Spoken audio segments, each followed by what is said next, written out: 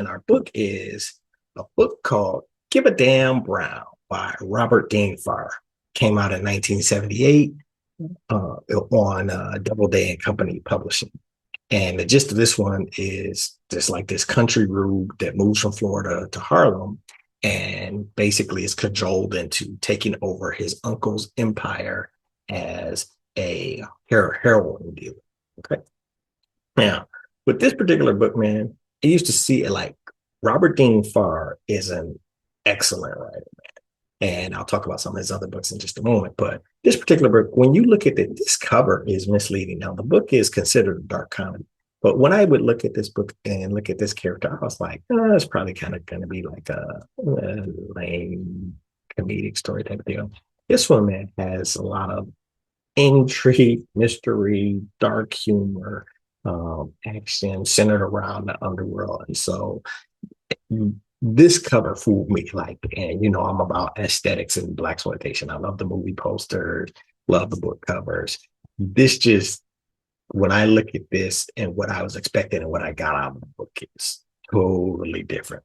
But the thing about Robert Dean Farr, man, is his books always are full of very complex characters. Like in this book alone, you have like this lesbian heroin dealer named Studs Thompson. You got a freaky bipolar dealer named Doll Baby. You got a stiletto knife carrying junkie named Marlo Hilliard, aka Foxy Cool Mama. You got Honey the Hawk Dubois, an intelligent mastermind who, for some reason, gets naked whenever she needs to think.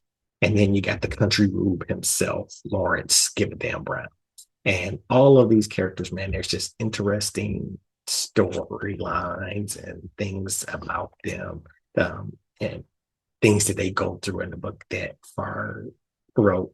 And again, this is one of the things I love about his writing is the complexity of his characters and the intricacy of his stories. So where somebody like a Donald Goines or Charlie Avery Harris, when they write about a gangster or the dope dealer or junkie, it's just straightforward. It's raw, it's gritty, it's real. But it's just like that person is just gangster or that person is just junkie type of deal. Whereas with Robert Dean Farr, the characters are much more complex. Like throughout reading about them, you grow to love them at points, you grow to hate them at points.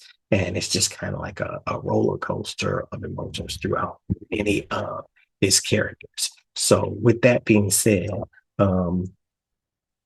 the other books that he wrote were SRO, which came out in 1971. That is, I highly recommend that read, or highly recommend reading that.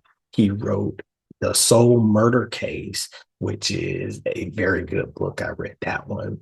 He wrote Book of Numbers, which was turned into the 1973 Blaxploitation movie, Book of Numbers. And then he also, what when I do research, it shows or it says that he wrote a book called The Welfare Bitch in 1975, I think it was. But I have not been able to locate that book anywhere, any existence of that book. I mean, there's a couple of different places where, when you look at his bibliography, it says he wrote it, but I have not been able to track that book down at all. So for all my bibliophiles out there like me, if you ever have seen Robert Dean Farr's The Welfare Bitch, please let me know if it really and truly exists, because I don't think it does. But this is definitely, I recommend reading all the other ones as well, but this one, very enjoyable. So if you get a chance, peep that one also. Give a damn brown, Robert Dean Farr. Okay.